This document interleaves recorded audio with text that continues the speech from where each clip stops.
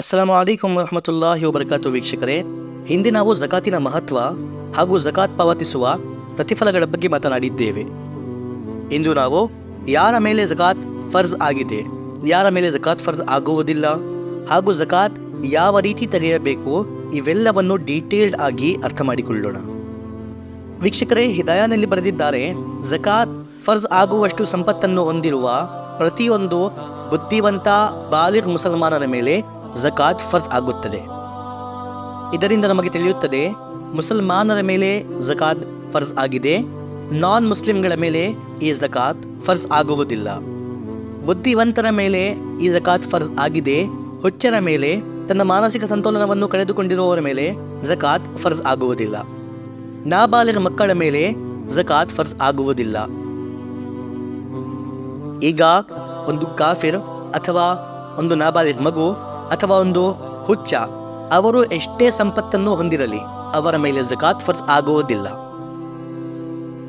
ವೀಕ್ಷಕರೇ, ಈ ಜಕಾತಿನ ಮಸಾಯಿಲ್ಗಳು ನಿಮಗೆ ಬಹಳ ಕಾಂಪ್ಲಿಕೇಟೆಡ್ ಎಂದು ಕಾಣಬಹುದು. ಹೀಗಾಗಿ ನಾವು ಜಾಸ್ತಿ ವಿಸ್ತಾರದಲ್ಲಿ ಹೋಗುವುದಿಲ್ಲ, ಏಕೆಂದರೆ ಉಸೂಲೆ ಫಿಕಾ ಹಾಗೂ ಕುರಾನ್ ಹದೀಸ್ ಬಗ್ಗೆ ಬೇಸಿಕ್ ಇನ್ಫಾರ್ಮೇಷನ್ ತಿಳಿದಿಲ್ಲದೆ ಇದನ್ನು ಅರ್ಥ ಮಾಡಿಕೊಳ್ಳುವುದು ಅತ್ಯಂತ ಕಷ್ಟವಾಗಿದೆ. ಸೊ ಯಾರಾದರೂ ಡೀಟೇಲ್ಡ್ ಆಗಿ ಯಾವುದಾದರೂ ಪ್ರಶ್ನೆ ಜಕಾತ್ ಬಗ್ಗೆ ಕೇಳಬೇಕಾದರೆ ಡಿಸ್ಕ್ರಿಪ್ಷನ್ನಲ್ಲಿ ನಮ್ಮ ವಾಟ್ಸಪ್ ಗ್ರೂಪ್ ಇದೆ, ಅದರಲ್ಲಿ ಜಾಯಿನ್ ಆಗಿ ನಮ್ಮಿಂದ ಪ್ರಶ್ನೆ ಕೇಳಬಹುದು. ಅಥವಾ ಯಾರಾದರೂ ನಮ್ಮ ಎಕ್ಸ್ಪ್ಲನೇಷನ್ನಿಂದ ಸ್ಯಾಟಿಸ್ಫೈಡ್ ಇಲ್ಲ ಎಂದರೆ, ಅವರಿಗೆ ನಮ್ಮ ಕೆಲವು ಮಾತುಗಳಿಂದ ಅಪೇಕ್ಷವಿದ್ದರೆ ಅವರು ಸಹ ವಾಟ್ಸಪ್ ಗ್ರೂಪಲ್ಲಿ ಜಾಯಿನ್ ಆಗಿ ನಮ್ಮಿಂದ ವಿಸ್ತಾರದಲ್ಲಿ ಯಾವುದೇ ಸಂಕೋಚವಿಲ್ಲದೆ ಪ್ರಶ್ನೆಗಳನ್ನು ಕೇಳಬಹುದು. ಇನ್ಶಾಲ್ಲ ನಾವು ಹವಾಲಾಗಳೊಂದಿಗೆ, ಪುರಾವೆಗಳೊಂದಿಗೆ ಅವರಿಗೆ ಅವರ ಉತ್ತರಗಳನ್ನು ನೀಡುತ್ತೇವೆ. ಸೊ ಇಲ್ಲಿ ನಾವು ಅವಾಮ್ಗೋಸ್ಕರ ಅತ್ಯಂತ ಸರಳವಾಗಿ, ಸುಲಭವಾಗಿ ನಿಮಗೆ ಅರ್ಥವಾಗುವಂತೆ ಈ ಜಕಾತ್ ಮಸಾಯಿಲ್ಗಳನ್ನು ತಿಳಿಸುವ ಪ್ರಯತ್ನ ಪಡುತ್ತೇವೆ. ಈ 4 ವಸ್ತುಗಳ ಮೇಲೆ ಜಕಾತ್ ವಾಜಿಬಾಗುತ್ತದೆ. ಆ 4 ವಸ್ತು ಯಾವುದೆಂದರೆ ಚಿನ್ನ, ಗೋಲ್ಡ್, ಬೆಳ್ಳಿ, ಸಿಲ್ವರ್, ನಗದು ಹಣ ಅರ್ಥಾತ್ ಕ್ಯಾಶ್, ವ್ಯಾಪಾರದ ಬಂಡವಾಳ. ಈ 4 ವಸ್ತುಗಳ ಮೇಲೆ ಜಕಾತ್ ವಾಜಿಬಾಗುತ್ತದೆ. ಈಗ ಇದು ಎಷ್ಟಿರಬೇಕು ನಮ್ಮ ಬಳಿ, ಇದರಲ್ಲಿ ಯಾವುದೇ ಒಂದು ಅಥವಾ ಇವೆಲ್ಲವೂ ಎಷ್ಟಿದ್ದರೆ ನಮ್ಮ ಮೇಲೆ ಜಕಾತ್ ವಾಜಿಬ್ ಆಗುತ್ತದೆ, ಇದನ್ನು ಅರ್ಥ ಮಾಡಿಕೊಳ್ಳೋಣ. ಗಮನವಿಟ್ಟು ಕೇಳಿ ವೀಕ್ಷಕರೇ. ನೋಡಿ ವೀಕ್ಷಕರೇ, ಗೋಲ್ಡ್, ಸಿಲ್ವರ್, ಕ್ಯಾಶ್, ಬಿಸ್ನೆಸ್ ಬಂಡವಾಳ, ಈ 4 ಪದಾರ್ಥಗಳು ನಿಮ್ಮ ಬಳಿ ಇದೆ, ಅಥವಾ ಇದರಲ್ಲಿ 3, 2 ಅಥವಾ ಬರೀ ಒಂದೇ ಒಂದು ನಿಮ್ಮ ಬಳಿ ಇದೆ, ಹಾಗೂ ಅದು ಈ 612.360 ಗ್ರಾಮ್ ಬೆಳ್ಳಿಯಷ್ಟು ಬೆಲೆ ಬಾಳುತ್ತದೆ ಎಂದರೆ ನಿಮ್ಮ ಮೇಲೆ ಜಕಾತ್ ವಾಜಿಬಾಗುತ್ತದೆ. ಇಂದಿನ ಬೆಳ್ಳಿಯ ರೇಟಿನ ಪ್ರಕಾರ 2024ರಲ್ಲಿ ನಿಮ್ಮ ಬಳಿ 46,600 ರೂಗಳ ಗೋಲ್ಡ್ ಅಥವಾ ಸಿಲ್ವರ್ ಅಥವಾ ಕ್ಯಾಶ್ ಅಥವಾ ಬಿಸ್ನೆಸ್ ಬಂಡವಾಳ, ಇದರಲ್ಲಿ 3 ಅಥವಾ 2 ಅಥವಾ ಕೇವಲ ಒಂದೇ ಒಂದು 46,600 ರೂಗಳ ಚಿನ್ನ ಅಥವಾ ಬರೀ ಬೆಳ್ಳಿ ಅಥವಾ ಬರೀ ಕ್ಯಾಶ್ ಅಥವಾ ಬರೀ ಬಿಸ್ನೆಸ್ಸಿನ ಬಂಡವಾಳ ಇದು ನಿಮ್ಮ ಬಳಿ ಇದ್ದರೆ, ಅಥವಾ ಈ 4 ಸೇರಿಸಿ 46,600 ರೂಗಳಿಗೆ ಬೆಲೆ ಬಾಳಿದರೆ ಹಾಗೂ ಅದರ ಮೇಲೆ 1 ವರ್ಷ ಕಳೆದರೆ ನಿಮ್ಮ ಮೇಲೆ ಜಕಾತ್ ವಾಜಿಬ್. ವೀಕ್ಷಕರೇ, ಈಗ ಗೋಲ್ಡ್ ನಿಮ್ಮ ಬಳಿ ಆಭರಣಗಳ ರೂಪದಲ್ಲಿರಲಿ, ಬಿಸ್ಕೆಟ್ಗಳ ರೂಪದಲ್ಲಿರಲಿ, ಯಾವುದೇ ರೂಪದಲ್ಲಿರಲಿ, ಆ ಗೋಲ್ಡನ್ನು ನೀವು ಸೇಫ್ನಲ್ಲಿ ಇಟ್ಟುಕೊಳ್ಳಿ, ಅಥವಾ ಮಹಿಳೆಯರು ಆ್ಯಸ್ ಅ ಜ್ಯುವೆಲರಿ ಅದನ್ನು ಯೂಸ್ ಮಾಡುತ್ತಿರಲಿ, ಪ್ರತಿ ಒಂದು ರೂಪದಲ್ಲಿ ಅದು 46,600 ರೂಗಳಷ್ಟು ಬೆಲೆ ಬಾಳುತ್ತದೆ ಎಂದರೆ ಜಕಾತ್ ನಿಮ್ಮ ಮೇಲೆ ವಾಜಿಬಾಗಿದೆ ವೀಕ್ಷಕರೇ. ಹಾಗೂ ಅದೇ ರೀತಿ ಬೆಳ್ಳಿಯ ಆಭರಣಗಳು ಅಥವಾ ಪಾತ್ರೆಗಳು, ಟ್ರಾಫೀಸ್ಗಳು, ಇಂತಹ ಯಾವುದೇ ರೂಪದಲ್ಲಿ ಈ ಬೆಳ್ಳಿ ಹಾಗೂ ಚಿನ್ನ ನಿಮ್ಮ ಬಳಿ ಇರಲಿ ಹಾಗೂ ಅದರ ಮೇಲೆ 1 ವರ್ಷ ಕಳೆದಿದ್ದರೆ ನಿಮ್ಮ ಮೇಲೆ ಜಕಾತ್ ವಾಜಿಬ್ ಆಗುತ್ತದೆ ವೀಕ್ಷಕರೇ.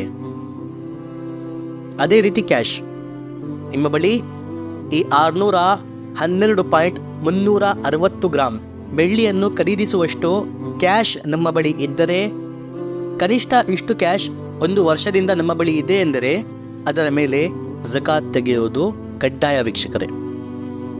ಈ ಕ್ಯಾಶ್ ನಿಮ್ಮ ಬಳಿ ಇರಲಿ, ನೀವು ಯಾರಿಗೋ ಇಡುವುದಕ್ಕಾಗಿ ಕೊಟ್ಟಿರಲಿ, ಬ್ಯಾಂಕ್ನಲ್ಲಿ ಇಟ್ಟಿರಲಿ, ಅಥವಾ ಯಾರಿಗೋ ನೀವು ಸಾಲ ಕೊಟ್ಟಿರಲಿ, ಇವೆಲ್ಲ ರೂಪದಲ್ಲೂ ಈ ಕ್ಯಾಶನ್ನು ಕೂಡಿಸಿ ಲೆಕ್ಕ ಹಾಕಿ ನಂತರ ಇದು ಆ 46,600 ಆಗಿದ್ದರೆ ಅಥವಾ ಇದಕ್ಕಿಂತ ಹೆಚ್ಚಾಗಿದ್ದರೆ ಇದರ ಝಕಾತ್ ತೆಗೆಯಬೇಕು ವೀಕ್ಷಕರೇ.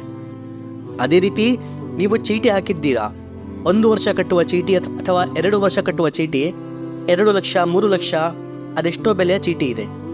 ಸೊ ಆ ಚೀಟಿಯಲ್ಲಿ ನೀವು ಕಟ್ಟುತ್ತಿರುವ ದುಡ್ಡು 46,600 ಆದ ನಂತರ ನೀವು ಆ ಡೇಟನ್ನು ನೋಟ್ ಮಾಡಿಕೊಳ್ಳಬೇಕು. ಹಾಗೂ ಚೀಟಿ ಅಮೌಂಟ್ ನಿಮಗೆ ಸಿಕ್ಕಿದ ನಂತರ ನೀವು ನೋಡಬೇಕು, ನಾನು ಈ ನೋಟ್ ಮಾಡಿದ ದಿನಾಂಕ ಇದಕ್ಕೆ 1 ವರ್ಷ ಆಗಿದೆಯಾ? ಹೌದು ಎಂದರೆ ಅದರ ಮೇಲೂ ಕೂಡ ಝಕಾತ್ ವಾಜಿಬ್ ಆಗುತ್ತದೆ ವೀಕ್ಷಕರೇ.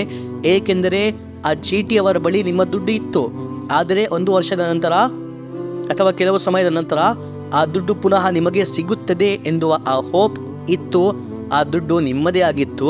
ಅದಕ್ಕಾಗಿ ಅದರ ಮೇಲೂ ಕೂಡ 1 ವರ್ಷ ಆದರೆ ಝಕಾತ್ ವಾಜಿಬಾಗುತ್ತದೆ.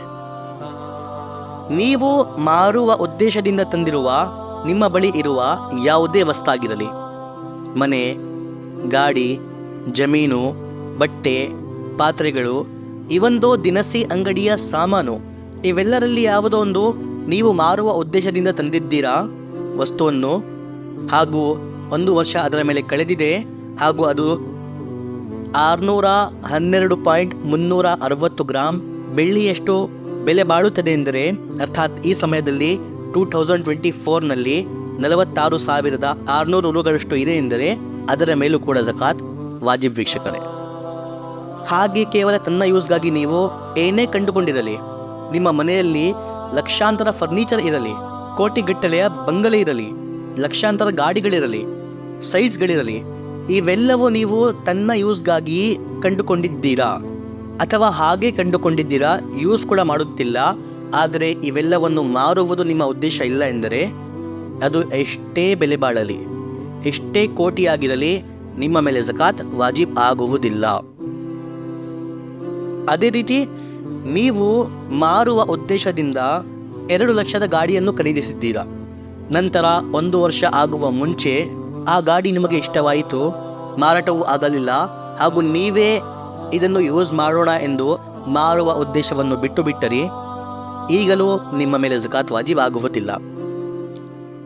ಅದೇ ರೀತಿ ನೀವು ಒಂದು ಜಮೀನನ್ನು ಖರೀದಿಸುತ್ತೀರಾ, ಮಾರುವ ಉದ್ದೇಶದಿಂದ ಅಲ್ಲ, ಹಾಗೆಯೇ ನಂತರ ನೀವು ಮಾರುಬಿಟ್ಟರೆ ಇದರ ಮೇಲೂ ಕೂಡ ಝಕಾತ್ ವಾಜಿಬ್ ಆಗುವುದಿಲ್ಲ.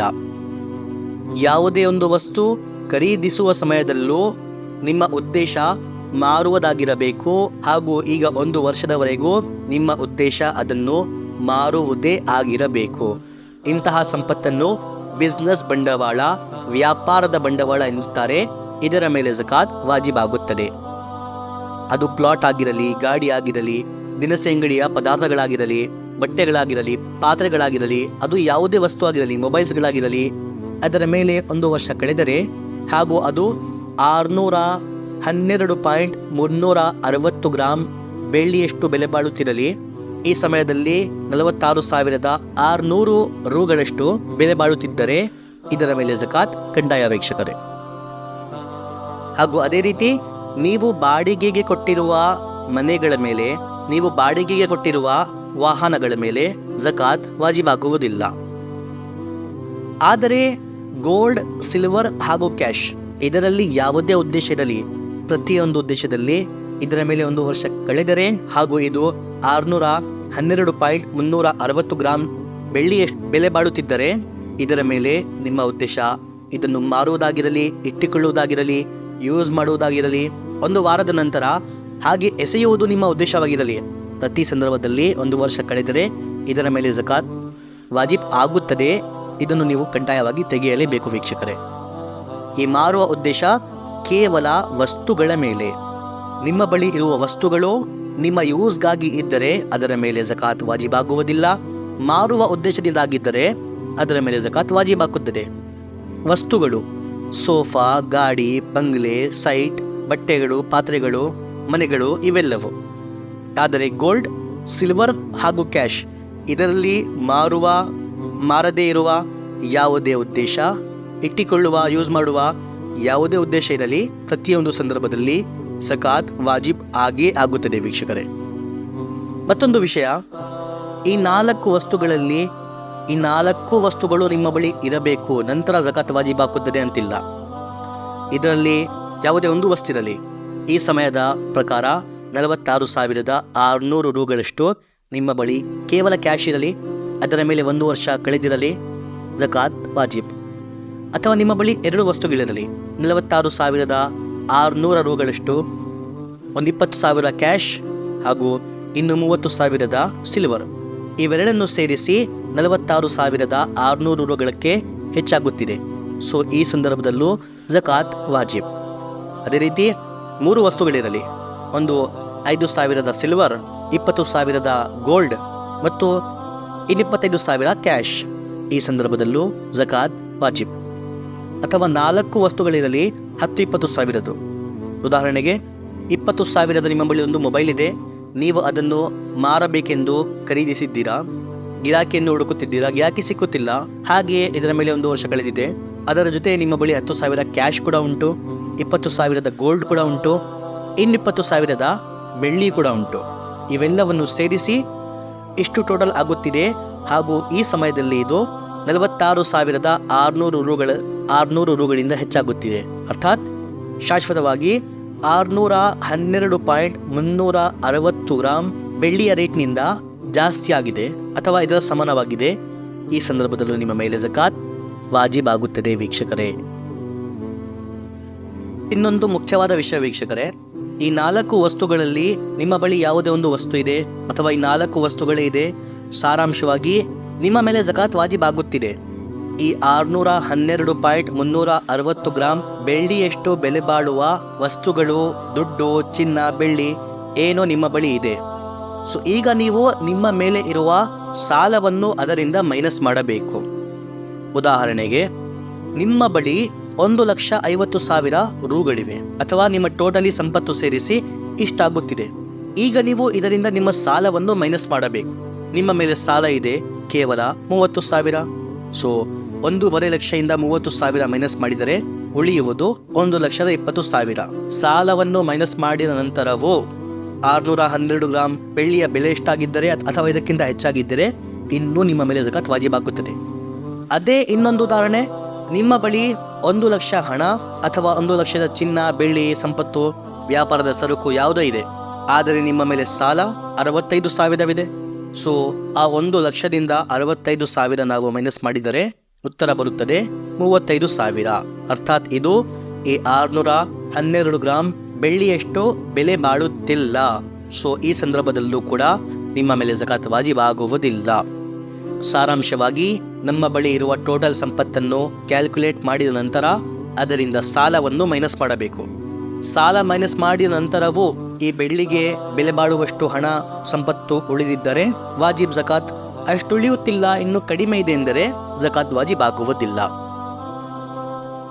ಸೊ ಐ ಹೋಪ್ ಇಲ್ಲಿ ನಿಮಗೆ ಯಾರ ಮೇಲೆ ಹಾಗೂ ಯಾವ ವಸ್ತುವಿನ ಮೇಲೆ ಝಕಾತ್ ಕಡ್ಡಾಯ ಆಗುತ್ತದೆ ಅರ್ಥವಾಗಿರಬಹುದು. ಇದರ ಬಗ್ಗೆ ನಿಮಗೆ ಇಲ್ಲಿ ಅರ್ಥವಾಗಿದ್ದರೆ ಕಮೆಂಟ್ ಮಾಡಿ ನಮಗೆ ತಿಳಿಸಿ. ಅರ್ಥವಾಗಿಲ್ಲವೆಂದರೂ ನಿಮ್ಮ ಪ್ರಶ್ನೆಗಳನ್ನು ಕಮೆಂಟ್ಸ್ ಮಾಡಿ. ಅರ್ಥವಾಗಿದ್ದರೆ ವಿಡಿಯೋವನ್ನು ಹಾಗೆ ಲೈಕ್ ಮಾಡಿರಿ. ಈಗ ಒಂದು ಪ್ರಶ್ನೆ ನೀವು ಕೇಳಬಹುದು, 1 ವರ್ಷದಿಂದ ನಮ್ಮ ಬಳಿ ಯಾವ ಯಾವ ವಸ್ತುಗಳಿವೆ, ಇದನ್ನು ಹೇಗೆ ಅರ್ಥ ಮಾಡಿಕೊಳ್ಳುವುದು?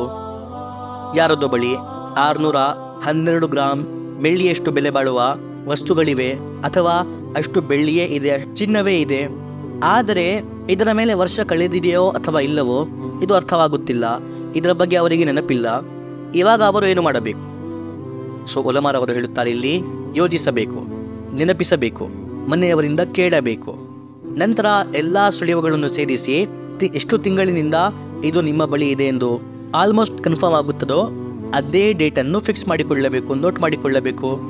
ನಂತರ 1 ವರ್ಷ ಆಗಿದ್ದರೆ ಝಕಾತ್ ತೆಗೆಯಬೇಕು, ಇಲ್ಲ ಎಂದರೆ ಅದೇ ಡೇಟನ್ನು ನೋಟ್ ಮಾಡಿಕೊಂಡು 1 ವರ್ಷ ಆದ ನಂತರ ನೀವು ಝಕಾತ್ ತೆಗೆಯಬೇಕು. ಮತ್ತು ಉಲಮಾ ಇಕ್ರಾಮ್ ರವರು ಒಂದು ಉತ್ತಮವಾದ ಪ್ರಕ್ರಿಯೆಯನ್ನು ತಿಳಿಸಿದ್ದಾರೆ. ಪ್ರತಿ ವರ್ಷ ನಮ್ಮ ಮೇಲೆ ಝಕಾತ್ ವಾಜಿಬ್ ಇದೆಯೋ ಅಥವಾ ಇಲ್ಲವೋ ಇದನ್ನು ತಿಳಿದುಕೊಳ್ಳುವ ಬಹಳ ಸರಳವಾದ ಒಂದು ಉತ್ತಮವಾದ ಸುಂದರವಾದ ಪ್ರಕ್ರಿಯೆ. ಅದೇನೆಂದರೆ, ಇವತ್ತೇ ನೀವು ಈ ವಿಡಿಯೋವನ್ನು ನೀವು ಯಾವತ್ತು ನೋಡುತ್ತಿದ್ದೀರೋ ಅವತ್ತೇ ನಿಮ್ಮ ಬಳಿ ಇರುವ ಎಲ್ಲ ವಸ್ತುಗಳ ಬೆಲೆಯನ್ನು ಕೌಂಟ್ ಮಾಡಿ. ಸೊ ಈಗ ನಿಮ್ಮ ಬಳಿ 612.360 ಗ್ರಾಂ ಬೆಳ್ಳಿಯಷ್ಟು ಬೆಲೆ ಬಾಳುವ ವಸ್ತುಗಳು ಇದೆ ಎಂದರೆ, ಅರ್ಥಾತ್ ಈ ಸಮಯದಲ್ಲಿ 46,600 ರೂಗಳಷ್ಟು ಬೆಲೆ ಬಾಳುವ ವಸ್ತುಗಳು ನಿಮ್ಮ ಬಳಿ ಇದೆ, ಇವೆಲ್ಲವನ್ನು ಸೇರಿಸಿ ಎಂದರೆ ಆ ಟೋಟಲ್ ಅಮೌಂಟನ್ನು ಹಾಗೂ ಇಂದಿನ ಡೇಟನ್ನು ನೋಟ್ ಮಾಡಿಕೊಳ್ಳಿ. ಇದೇ ಡೇಟಿನಲ್ಲಿ ಮುಂದಿನ ವರ್ಷ ಚೆಕ್ ಮಾಡಿ. ಪುನಃ ನಿಮ್ಮ ಬಳಿ ಇರುವ ಎಲ್ಲ ವ್ಯಾಪಾರದ ಬಂಡವಾಳ, ಚಿನ್ನ, ಬೆಳ್ಳಿ, ಕ್ಯಾಶ್ ಇವೆಲ್ಲವನ್ನು ಪುನಃ ಕೌಂಟ್ ಮಾಡಿ ಇದರ ಬೆಲೆಯನ್ನು. ಹಾಗೂ ಅದು ಮುಂದಿನ ವರ್ಷ ಬೆಳ್ಳಿಯ ಇರುವ ರೇಟಿನ ಪ್ರಕಾರ 612.360 ಗ್ರಾಂ ಅಷ್ಟು ಬೆಲೆ ಬಾಳಿದರೆ ನಿಮ್ಮ ಮೇಲೆ ಝಕಾತ್ ಕಡ್ಡಾಯ, ನೀವು ಝಕಾತ್ ತೆಗೆಯಬೇಕು. ಇಷ್ಟೇ ಸುಲಭ. ಇದರಲ್ಲಿ ಬಹಳ ಚಿಂತಿತರಾಗುವ, ಕನ್ಫ್ಯೂಸ್ ಆಗುವ ಯಾವುದೇ ವಿಷಯವಿಲ್ಲ ವೀಕ್ಷಕರೇ. ಐ ಹೋಪ್ ಇದು ಕೂಡ ನಿಮಗೆ ಅರ್ಥವಾಗಿರಬಹುದು. ಇನ್ನೂ ನೀವು ವಿಡಿಯೋವನ್ನು ಲೈಕ್ ಮಾಡಿಲ್ಲ ಎಂದರೆ ಒಂದು ಲೈಕ್ ಮಾಡಿಬಿಡಿ. ಸೊ ವೀಕ್ಷಕರೇ, ಯಾರ ಮೇಲೆ ಝಕಾತ್ ಫರ್ಜ್ ಅರ್ಥವಾಯಿತು, ಯಾವ ವಸ್ತುವಿನ ಮೇಲೆ ಝಕಾತ್ ಫರ್ಜ್ ಅರ್ಥವಾಯಿತು. ಈಗ ತಿಳಿದುಕೊಳ್ಳೋಣ ಝಕಾತ್ ಹೇಗೆ ತೆಗೆಯಬೇಕು ಸರಳ ಭಾಷೆಯಲ್ಲಿ. ನಾನು ನಿಮಗೆ ಪರ್ಸೆಂಟೇಜ್ ಅದು ಇದು ಹೇಳಿ ಮ್ಯಾಥ್ಸಿನಲ್ಲಿ ನಿಮಗೆ ಸಿಲುಕಿಸಿ ಇನ್ನಷ್ಟು ಕನ್ಫ್ಯೂಸ್ ಮಾಡುವುದಿಲ್ಲ. ಸೊ ಸರಳವಾಗಿ ಅರ್ಥ ಮಾಡಿಕೊಳ್ಳೋಣ, ಒಂದೇ ಸಮನೆ ಅರ್ಥವಾಗುವಂತೆ. ಹೇಗೆ ತೆಗೆಯಬೇಕು, ಎಷ್ಟು ತೆಗೆಯಬೇಕು ಗಮನವಿಟ್ಟು ಕೇಳಿ ವೀಕ್ಷಕರೇ. ಸೊ ನೀವು ನಿಮ್ಮ ಬಳಿ ಇರುವ ಈ ಎಲ್ಲ ಸಂಪತ್ತನ್ನು ಕೌಂಟ್ ಮಾಡಿದ ನಂತರ, ಕ್ಯಾಲ್ಕುಲೇಟ್ ಮಾಡಿದ ನಂತರ ಅದು 612.360 ಗ್ರಾಂ ಬೆಳ್ಳಿಯಷ್ಟು ಬೆಲೆ ಬಾಳುತ್ತಿದ್ದರೆ 2024ರಲ್ಲಿ 46,600ಕ್ಕೆ ಅಥವಾ ಇದಕ್ಕಿಂತ ಹೆಚ್ಚಾಗಿದ್ದರೆ ಅವೆಲ್ಲವನ್ನು ಟೋಟಲ್ ಮಾಡಿ ಎಷ್ಟಿದೆ. ನಂತರ ಅದನ್ನು 40ರಿಂದ ಡಿವೈಡ್ ಮಾಡಿ. ನೀವು 40ರಿಂದ ಡಿವೈಡ್ ಮಾಡಿದ ನಂತರ ಅದು ಅದರ 2.5% ಆಗುತ್ತದೆ. ಕನ್ಫ್ಯೂಸ್ ಆಯಿತಾ? ಉದಾಹರಣೆಯಿಂದ ಅರ್ಥವಾಗುತ್ತದೆ ಇನ್ಶಾಲ್ಲ. ನೀವು ಕ್ಯಾಲ್ಕುಲೇಟ್ ಮಾಡಿದ ನಂತರ ನಿಮ್ಮ ಬಳಿ 1,00,000 ರೂಗಳಿವೆ. ಸೊ ನೀವು ಈ 1,00,000ವನ್ನು ಕ್ಯಾಲ್ಕುಲೇಟರ್ನಲ್ಲಿ 40ರಿಂದ ಡಿವೈಡ್ ಮಾಡಿದರೆ ಅದರ ಉತ್ತರ ಬರುತ್ತದೆ 2,500 ರೂಗಳು. ಇದು ನೀವು ಬಡವರಿಗೆ ನೀಡಬೇಕಾದ ಅಮೌಂಟ್. ಇದನ್ನೇ ಝಕಾತ್ ಎನ್ನುತ್ತಾರೆ, ಈ 2,500 ರೂಗಳಿಗೆ. ಇನ್ನೊಮ್ಮೆ ಉದಾಹರಣೆಯಿಂದ ಕೇಳಿ. ನೀವು ಎಲ್ಲ ಕ್ಯಾಲ್ಕುಲೇಟ್ ಮಾಡಿದ ನಂತರ ನಿಮ್ಮ ಬಳಿ ಇವೆ 50,000 ರೂಗಳು ಅಥವಾ 50,000 ಈ ವಸ್ತುಗಳು. ಈಗ ನೀವು ಆ 50,000ವನ್ನು 40ರಿಂದ ಡಿವೈಡ್ ಮಾಡಬೇಕು ಕ್ಯಾಲ್ಕುಲೇಟರ್ನಲ್ಲಿ. ಸೊ ಅದರಲ್ಲಿ ಉತ್ತರ ಬರುತ್ತದೆ 1,250. ಇದು ನಿಮ್ಮ ಬಳಿ ಇರುವ ಎಲ್ಲ ಸಂಪತ್ತಿನ 2.5%. ಸೊ ಇದನ್ನು ನೀವು ಬಡವರಿಗೆ ನೀಡಬೇಕು. ಇದನ್ನೇ ಝಕಾತ್ ಎನ್ನುತ್ತಾರೆ. ಅರ್ಥವಾಯಿತಾ? ಇನ್ನೂ ಅರ್ಥವಾಗಿಲ್ಲ ಎಂದರೆ ಕಮೆಂಟ್ ಬಾಕ್ಸ್ ಮೂಲಕ ನಮಗೆ ತಿಳಿಸಿ, ಅಥವಾ ವಾಟ್ಸಪ್ ಗ್ರೂಪ್ನಲ್ಲಿ ನಿಮ್ಮ ಪ್ರಶ್ನೆಯನ್ನು, ನಿಮ್ಮ ಡೌಟನ್ನು ತಿಳಿಸಿ. ಇನ್ಶಾಲ್ಲ ನಿಮ್ಮ ಉತ್ತರ ನಿಮಗೆ ಸಿಗುತ್ತದೆ. ನಿಮಗೆ ಅರ್ಥವಾಗಿರಬಹುದು. ಅರ್ಥವಾಗಿಲ್ಲ ಎಂದರೆ ಇನ್ನೊಮ್ಮೆ ಕೇಳಿ, ಪ್ರಾಕ್ಟಿಕಲ್ ಆಗಿ ಕೇಳಿ. ಆ ಉದಾಹರಣೆಯನ್ನು ಮೈಂಡ್ನಲ್ಲಿ ಇಟ್ಟು ಕೇಳಿ. ಕ್ಯಾಲ್ಕುಲೇಟರ್ ಇದ್ದರೆ ಕ್ಯಾಲ್ಕುಲೇಟ್ ಮಾಡುತ್ತಾ ಕೇಳಿ. ಇನ್ಶಾಲ್ಲ ಅರ್ಥವಾಗುತ್ತದೆ. ಐ ಹೋಪ್ ನೀವೆಲ್ಲರೂ ಇವೆಲ್ಲವನ್ನು ಉತ್ತಮ ರೂಪದಲ್ಲಿ ಅರ್ಥ ಮಾಡಿಕೊಂಡಿರಬಹುದು. ಅಲ್ಲಾಹ್ ನಮ್ಮೆಲ್ಲರನ್ನು ಇದನ್ನು ಅರ್ಥ ಮಾಡಿಕೊಳ್ಳಲು ಅನುವು ಮಾಡಿಕೊಳ್ಳಲಿ. ಇನ್ನು ಮುಂದೆ ಮಾತನಾಡೋಣ ಇನ್ನೊಂದು ವಿಡಿಯೋಲಿ. ಅಲ್ಲಿಯವರೆಗೆ ಫಕತ್ ವಸ್ಸಲಾಂ.